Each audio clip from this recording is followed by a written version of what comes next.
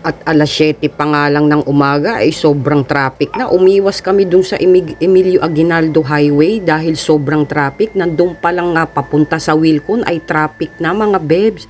Kaya umikot kami dito sa East West at pagpunta namin dito sa Amadeo ay anak ng tipaklong talaga naman. 40 minutes na kaming nagiintay ay sobrang late na yung anak ko. Diyos ko po. At ang dahilan ng traffic, eto, sus Mariosep, may paliga mga bebs. Ang haba niyan. Kung bakit naman kasi diyan pa sinakop nila yung two-way ng papunta ng Tagaytay.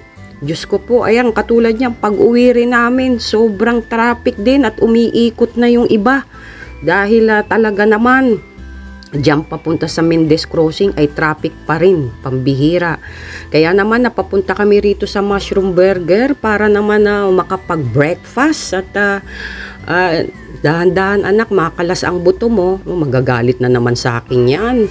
At ito nga ang aming in-order mga bebs. Abay, magmula sa amin 20 kilometers lang pero parang bumiyahe kami ng pagkatagal-tagal at nakakapagod mga beb at sobrang init pa. Kaya naman dito na muna kami sa puno-puno at bago ulit bumiyahe pabalik. So ayan, kumakain na kami ng aming in-order na lomi. Napakasarap niyan, yung lomi ng mushroom burger.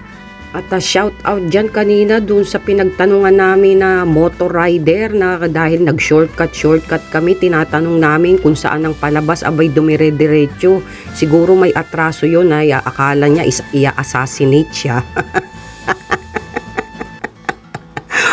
Ang bilis-bilis ng takbo niya mga beb, siguro may atraso yun. Kaya ganon ang kanyang reaction pagbaba ng salamin ng aming sasakyan.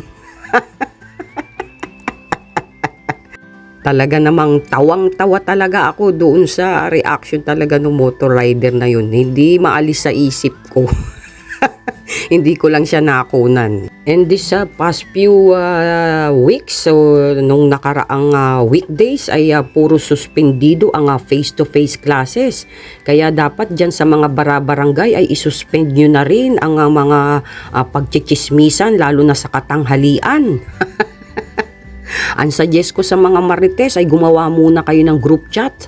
And shout out dyan sa mga nagbibingo at mga nagtotong-it sa katanghalian na iwasan nyo na muna yan at lalo na pagka nagiinit ang mga ulo nyo, pag natatalo kayo, itigil nyo na muna ang pagtotong-its at ang pagbibingo.